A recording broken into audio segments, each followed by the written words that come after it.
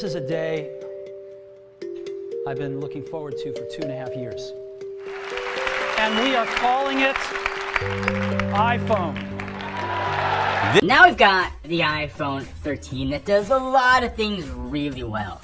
In fact, if there was a book of things the iPhone 13 did, it would be too thick for any one person to read. So I'm willing to bet there are some things that your phone can do that you don't know. You want to hide your caller ID from the person you were calling. If that sounds like something you want to do, you can actually do that right from the dialer. Dial a number and enter #31# followed by the phone number you want to call. Now when the other person receives the call, it will not show your info. Again, are spam and generally trying to sell me an extended car insurance. Every time my phone rings, I generally expect not to answer it. It is annoying, but Apple did give you a way to help with that by silencing spam calls.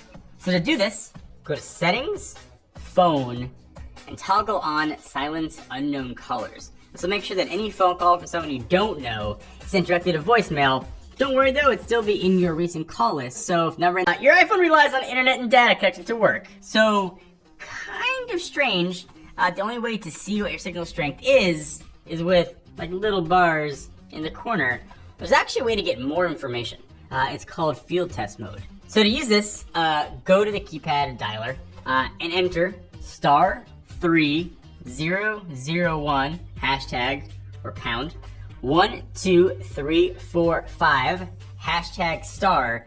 You're now going to see a menu that's going to pop up. It's going to show all the information related to your cell phone connection, things like signal strength, band information, and more. There's like a lot of data. So your cell provider's a pretty big deal with your phone. Without a great connection, you basically can't use any of your phone off of Wi-Fi. So finding and switching to the best carrier in your area is generally a pretty solid idea. This can be sometimes hard and cumbersome to do. You gotta go to the store, you gotta get a new SIM, you gotta know your account information. It's generally a pain, but if you wanna try T-Mobile, here, download an app from the App Store. So the way it works is simple. You need an iPhone that supports dual SIM, so that's an iPhone XS or later. You then need to go to the App Store and download the T-Mobile Test Drive app. Once downloaded, just go through the setup process, and that app's gonna set up a secondary eSIM and texting, but you can be using T-Mobile for data or switch it any way you want.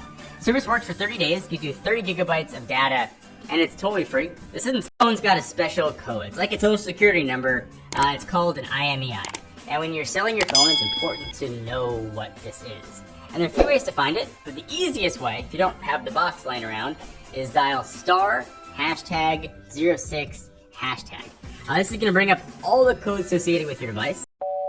Back in the day, this is a sound you would hear when you tried to call someone if they were already on a phone call.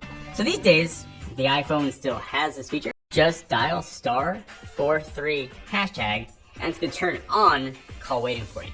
And if for some reason you want to turn it off, just dial *#43#. Call waiting will be disabled, and if someone calls you when you're on a call, they'll be sent straight to voicemail.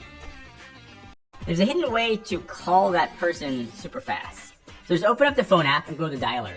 Now without typing any numbers, just hit the green call button and automatically populate the number of the last number that you dialed. Is this faster than hitting the contact? Maybe not. Calculator app, what you do if you make a mistake when you hit a wrong number, for example. If you're like most people, you generally start over, hit the clear button, but that is not the right way to do it. Instead, you can delete the last number you entered by swiping on it. So for instance, if you wanted to do 386 times 425, accidentally type in 428, just swipe on the number, it's going to delete the last entry. You can swipe left or right, doesn't matter, it's going to delete that number. Small tip, but still pretty handy. At length, but there is a way to see what your iPhone thinks is your most important location. So go to Settings, Privacy, Location Services, and scroll all the way down to System Services. Finally tap on Significant Locations.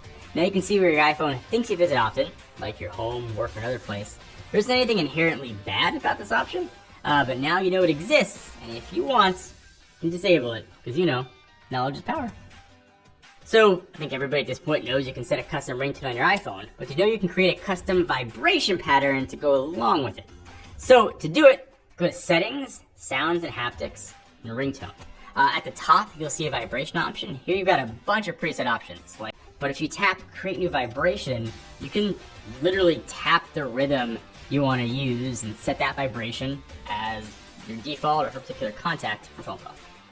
So set a timer that turns your music off after a certain amount of time. So just go to the clock app, set a timer, and then tap when timer ends option instead of just triggering the alarm like normal. At the very bottom, there's an option for stop playing. This will stop whatever you have playing on your phone when the timer runs out.